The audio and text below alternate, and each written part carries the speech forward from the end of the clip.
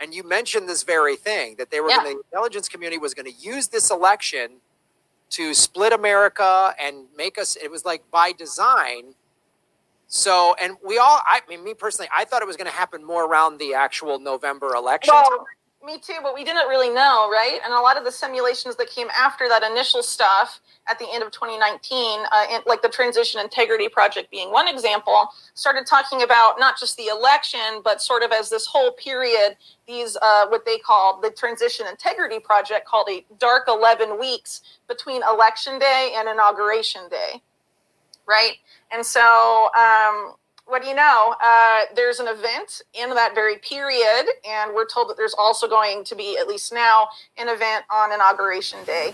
But anyway, in this timeline I'm talking about from 2019, there's something that very interesting that happened in March of last year that got no coverage at all, because that was also when the COVID-19 crisis really hit globally. So people were obviously paying attention to that and not to congressional hearings. At this congressional hearing in March, the U.S. National Security State, the FBI and DHS specifically announced that there was going to be a pivot to domestic terrorism.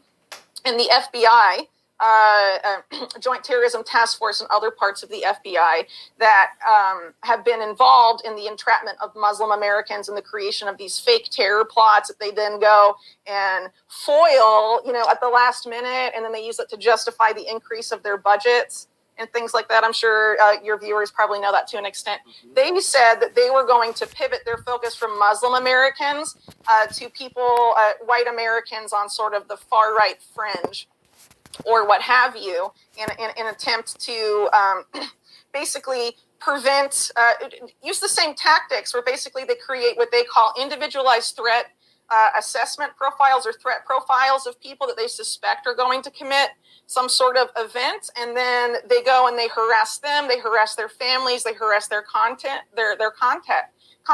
And in the past, when this was going on with Muslim Americans, there were cases that would come out where some of these people, because of that extreme pressure from the feds, they were already in a precarious position. They would end up snapping, or in some cases, they would get entrapped in plots where the leaders of those plots ended up being FBI ringleaders. And not long after this pivot happened, we had things with the plot to kidnap Governor Whitmer, where it turns out the ringleader of that plot was an FBI informant that was paid almost $30,000 to set up that whole thing. And that is very disconcerting, right? So at the same hearing, though, we have this lady named Elizabeth Newman from DHS, and she says that there is going to be another 9/11 style event of domestic terror, that it's not going to be bad in terms of numbers killed or maybe the visuals, and that we can see it building and we can't quite stop it, which is very interesting also. So, and since then, after that hearing in March, we had numerous people, many of the same people that were saying in 2019 that the 2020 election was going to play out that way, that they were saying we need a new domestic terror law, we need new domestic terrorism law statutes and things like that, right? So this is all before the 2020 election even takes place. So as far as what happened last week, I have a lot of questions and I have a lot of concerns. So when we look at the different video feeds of how those people got into the Capitol, there's a huge discrepancy between those that have been promoted by mainstream media and those that have come out on Twitter. And a lot of and other, from people that were there, that were independent media and other things like that, people who were covering it. We now have video of not only from one side, the cops letting them in through the security fence, but also opening the doors to the Capitol. And so, but what mainstream media shows more, they don't show those pictures. What they show instead is the one part where they broke glass in a window and then jumped through the window, implying that there was no assistance from authorities. And so that's why I tend to not agree with characterization of this as a coup attempt, because in what kind of coup attempt do the authorities protecting the building allow those people to come inside? I mean, that honestly doesn't make any sense. And so there's a couple ways to interpret that law enforcement response that I've seen anyway. One is that people are saying law enforcement, This means law enforcement is infiltrated by QAnon and white supremacists, or that this was allowed to happen coming from the top of the national security state. The people that were responsible for this decision were at the top of DC Capitol Police, and so it becomes important to look at the connections of those people.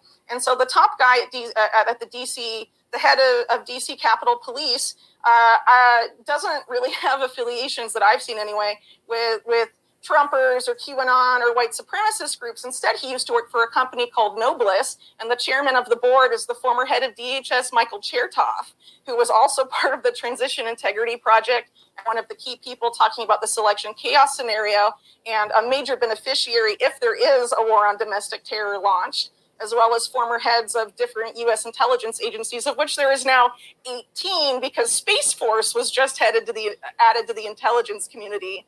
So for those that think that that's just a fun new branch of the military and Star Trek, here we come. Now it's a pal of the CIA. So, oh, but Stephen Carell has a funny sitcom on Netflix, so it can't be that bad, right? Oh my God.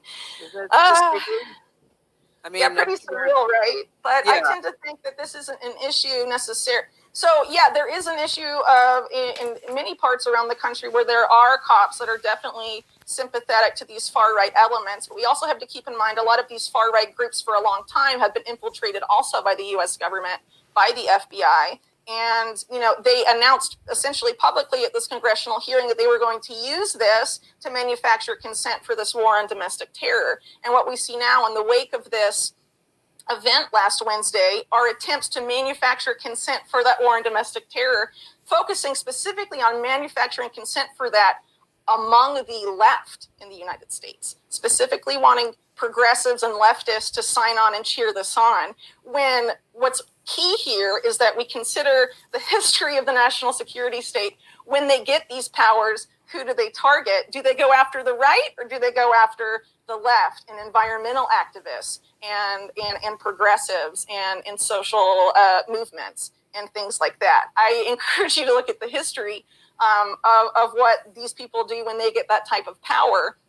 I mean, just look at the Dakota pipeline, for example, and how that was handled in comparison to last Wednesday and things like that. I don't think it's just an issue of incompetence or the cops liking people on the right. I think this is a very specific thing here. And I think it's very interesting, too, that we're seeing people from the squad specifically being pushed out in front and leading this response, because I really think they want progressives to rubber stamp this war on progressive terror, on domestic terror, and that they're going to flip this around at some point and use Antifa as a boogeyman. And then the people on the right that feel under pressure right now will be like, yeah, those are the real terrorists, just like they were doing last year.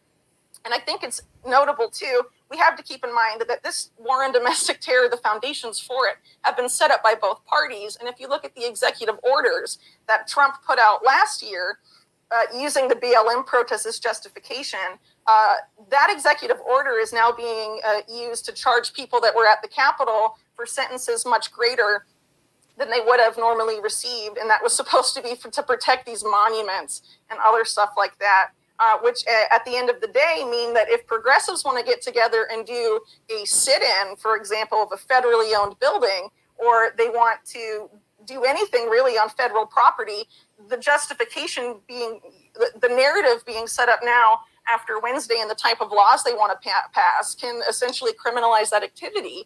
And a lot of these domestic terror laws written by Democrats were called out when they tried to pass them previously by the ACLU, not only saying that they would criminalize essentially all dissent from the government, and this is the ACLU saying this, right, that they'll be used to target minorities and mainly progressive activists. So progressives rubber stamp and approve this type of legislation at their own risk, because historically this has been used to go after leftists. I mean, if you look at the coup attempts done by the U.S. abroad, what type of governments do they traditionally target? And it's no coincidence that the people that set up DHS a lot of them were former CIA officials involved in things like Vietnam's Phoenix program, which later became the roadmap for Operation Condor in Latin America, which was used to go after leftist, socialist, communist, every variety of people on the left, and killed over 100,000 people. Many more disappeared, right? And, I mean, I think if you look at the history, it's pretty obvious who the national security state is really interested in targeting with these types of laws. And I think it's very interesting that we're seeing this focus on getting progressives specifically to sign off on this. Yeah, it is interesting. They really, that's the thing that I feel so torn, because as a comedian that's driven around this country for the better part of 30 years, gone into small towns, I know how that, militia racist element is, and they can be pretty scary. And they're in a country where they can go buy AR-15s and do whatever they want. And of course, there's no doubt that the intelligence community has infiltrated them, just like they've infiltrated everything, BLM.